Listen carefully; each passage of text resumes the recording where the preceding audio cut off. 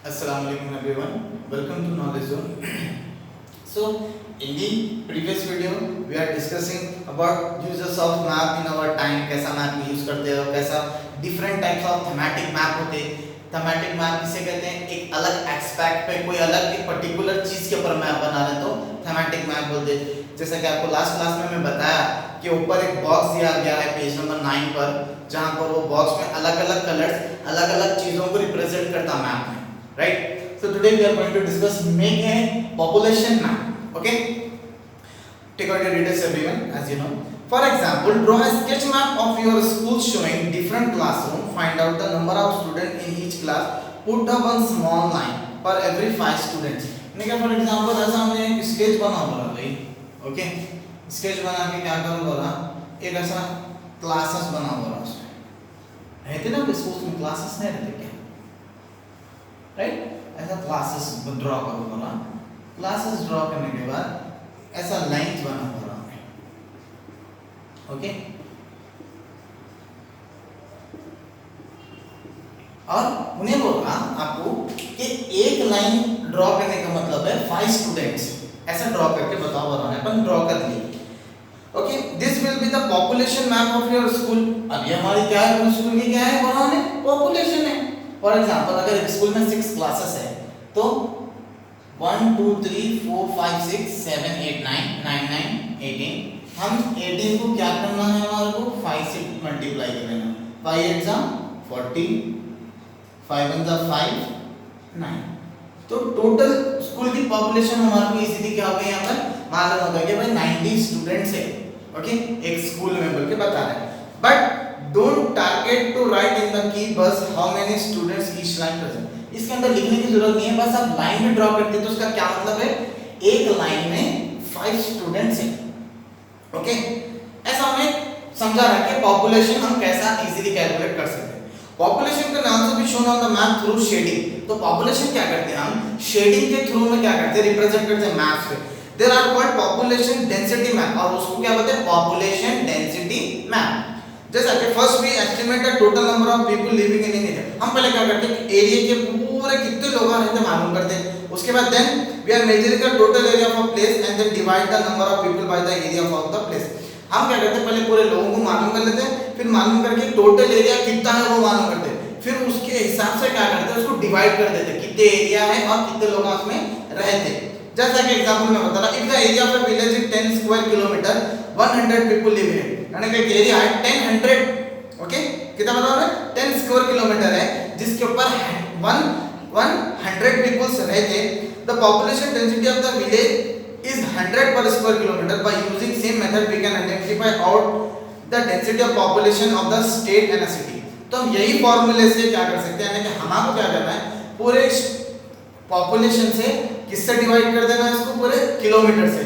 तो हमारे को इजीली क्या हो जाता मालूम हो जाता कि कितना है. अब फॉर एग्जांपल अब एरिया है 10 किलोमीटर. ओके एरिया है 10 किलोमीटर उसके ऊपर कितने रहता बोला हमें फॉर एग्जांपल 10,000 किलोमीटर्स है. ओके किलोमीटर्स है और उसके ऊपर रहते बोला हमें आपको फॉर एग्जांपल 5,000 पीपल्स रहते हैं उसके ऊपर. ओके अब इसका डेंसिटी ऑफ पॉपुलेशन कैसे मालूम करना 10 को 5 से क्या करना डिवाइड कर देना. 5 1 जा 5 10 जा 5 1 जा 5 2 जा 10. तो यहाँ पर हमारा क्या हुआ 2000 यानी कि एक स्क्वायर किलोमीटर पर कम से कम 2000 की क्या है पॉपुलेशन है. ऐसा इजीली फाइंड आउट कर ले सकते हैं आप. सो इसी हिसाब से कोई भी स्टेट की कोई भी डिस्ट्रिक्ट की कोई भी जगह की पॉपुलेशन मालूम कर सकते हैं. As you see page number 10 we have some density population here from 2011 का है जहां पर उन्हें अलग-अलग कलर से शेड करके बताना मैप में कि कौन से एरिया में कितनी पॉपुलेशन रहती. और उसके बाद आपको कन्वेंशनल सिंबल होना मैप. कन्वेंशनल सिंबल यानी कि the symbol which are using commonly in the map. Commonly हम जो सिंबल्स यूज करते हैं जैसा कि आप नीचे देख सकते हैं बहुत सारे सिंबल है. टाउन विलेजेस है जैसा कि उसका सिंबल बताया जा रहा. हम उसी तरह से क्या करते हैं उसको इस्तेमाल करते हैं हमारे मैप में रिप्रेजेंट करने के लिए. ओके एंड उसके बाद पेज नंबर 12 पे क्या बता रहा आपको representation of a relief feature of a map. जैसा कि relief feature means the high and low area of the surface of the relief feature यानी कि कौन सा एरिया हाई है लो है उससे हमारे को इजीली मालूम होता। और हाई और लो एरिया के प्लेस को क्या बोलते हैं, रिलीफ फीचर्स। जैसे कि इंडिया भी एक रिलीफ फीचर्स है, हमारे हाई एरियाज भी है, लो एरियाज भी है। The main relief feature are, जैसे कि द मेन रिलीफ फीचर्स होते क्या बोला तो आप बताना, hills, valleys, plateau, plain, river basin, rocks and sandy places etcetera, ये सारे क्या होते हैं, रिलीफ फीचर्स होते हैं कोई भी जगह के। Since the map that the flat we cannot show the height of the different places on the we special symbol for this called contour line on contour lines। जैसा कि हम पढ़े हैं प्रीवियस क्लासेस में भी, हम 7th में भी पढ़े contour lines कैसे कई करते हैं। कोई भी एक अंडुलेटिंग, कोई भी एक प्रॉपर सरफेस में नहीं, पहाड़ है, कोई भी हाइट वाली चीज है नेचुरल, तो उसको मीन सी लेवल से क्या करते हैं, उसकी हाइट को क्या करते हैं, मेजर करते हैं। तो वो कॉन्ट्रा लाइंस की मदद से करते हैं इजीली, ऐसा कॉन्ट्रा लाइंस, ऐसे लाइंस करते हैं, उसकी वजह से हम क्या कहते हैं, इजीली कोई भी मेजर कर सकते हैं। जैसा कि आप देख सकते हैं पेज नंबर 12 पे एक पहाड़ है, उसको ऐसा उन्होंने क्या करा, लाइंस ड्रॉ करके बता रहा है कि एक्चुअली उसकी हाइट कितनी है मालूम होने की। You can read about this in class 7 में, बताया ना आपको भी कि हम क्लास 7 में भी पढ़ चुके हैं सब चीजें। Contour lines are a map joining places of same height measure from the mean sea level. तो उन्हें क्या करता, मीन सी लेवल से परफेक्ट हाइट को क्या करता, मेजर करता है कॉन्ट्रा लाइंस की मदद से, इक्वल हाइट मेजर कर सकते हैं। In other word all the places on a contour line will have the same height from the sea level. यानी कि कॉन्ट्रा लाइन की मदद से अगर उन्हें सिंपली बोले, हम सी लेवल से अगर मेजर करें तो पूरे के पूरे जितने भी हाइट से रहते हैं वो सेम इक्वल आ जाते हैं।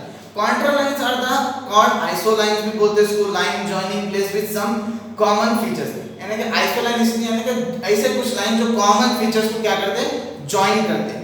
जैसे कि आप देख सकते हैं वहां पर जेंटल स्लोप है और एक क्या स्टीप स्लोप है, यानी कि एकदम ऐसा खड़ा ऐसा स्टीप स्लोप है, और एक प्लेट्यू भी देख रहे हैं आप। तो ऐसे लाइंस को मेजर करके हम क्या बताते हैं, उसकी हाइट बताते हैं। Contour line showing nothing but height only.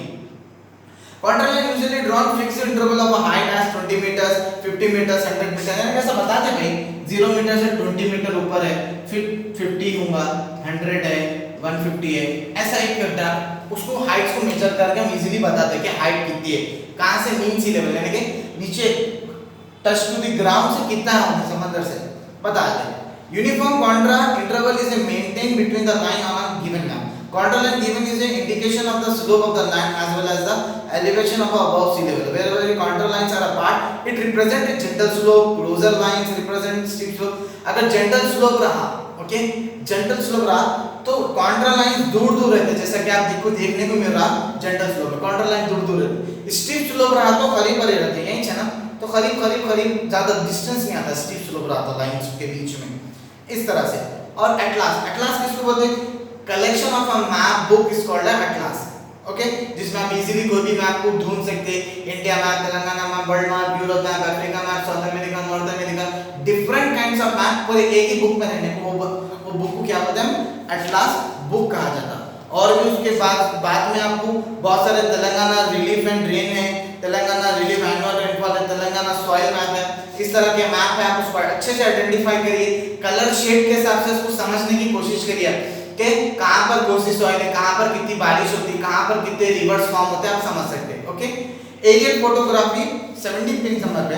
Aerial photography बोलते हैं टेक्निक है जहां से फोटोग्राफ को क्या करते हैं, ऊपर से लेके चेक करते हैं, ऊपर से हाईली, जैसे आप पिक्चर में देख सकते हैं, जैसे सैटेलाइट इमेज है, हम ऊपर से लिए तो वो इसको बोलते हैं हम एरियल फोटोग्राफी, जैसे हम ऊपर से लेते हैं उसको कोई भी ग्राउंड लेवल पे। Okay, so we are completing our reading and analysis of map. Inshallah we will continue our next chapter in the next video.